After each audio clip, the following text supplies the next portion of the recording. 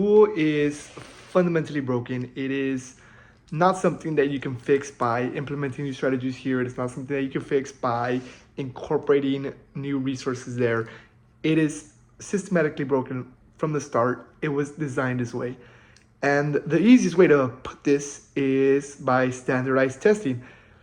Although it does have its criticisms, I will give credit where credit is due. Standardized testing does have its place. Just like in anything that you do in life, there is a baseline that we have to achieve. But keep that in mind, a baseline that we have to achieve, a bare minimum. What school does is it makes that bare minimum into everybody has to achieve that. So what's left is having a group of kids who are at the top being squeezed down to the bottom and who are at the bottom being squeezed up to the top. It's a lose-lose scenario for everybody involved. Let's talk about passing standards, which deserves its own video in its own rights because how pathetically low they are, but it's a 55 for math, it is a 44 for reading, and it is something like a 50 for science if they take that test. That alone should scare you because we are striving for mediocrity. However, this isn't about passing standards, this is about standardized testing. So let's put this into context. A classroom has 22 classrooms. A classroom has 22 students. Once again, alarming. One teacher for 22 kids is a bad ratio, but let's stay on track here. 22 kids aiming to get a 55. Is that feasible? No. The top 10% of kids will automatically pass because they are just naturally cohesive. They naturally understand these subjects. It comes easy for them. 55 is beneath them. If you're watching this video, you have a kid who obviously is structured, who obviously you want the best for. 55 is beneath them. That is not even the bare minimum. It is something that shouldn't even be strived for, shouldn't even be considered. They should know to achieve more.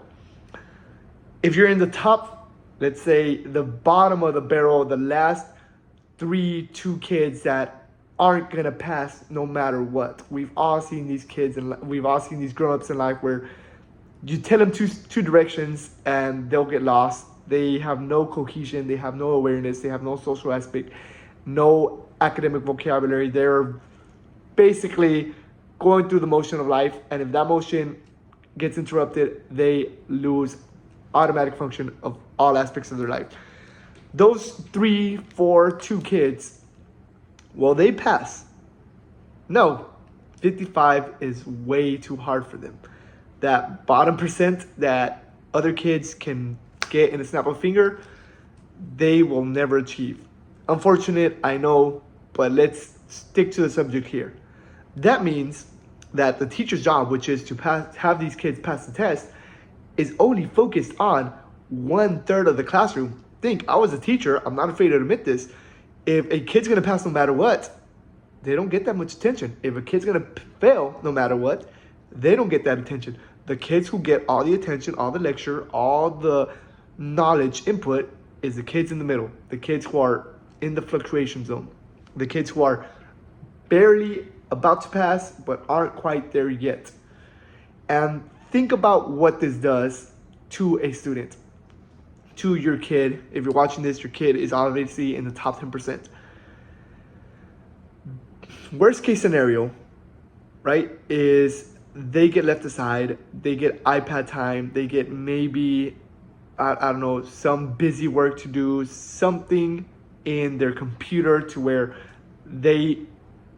they get fulfilled or they don't have to nag at the teacher. That is the worst case scenario. They get pushed aside to the bench and the teacher doesn't have to worry about them and they're striving for something that isn't really part of the classroom. Best case scenario. And remember, this is best case scenario. It's still evil. It's still awful. It's still bad. Best case scenario, they get repeated the same lecture over and over again beneath them.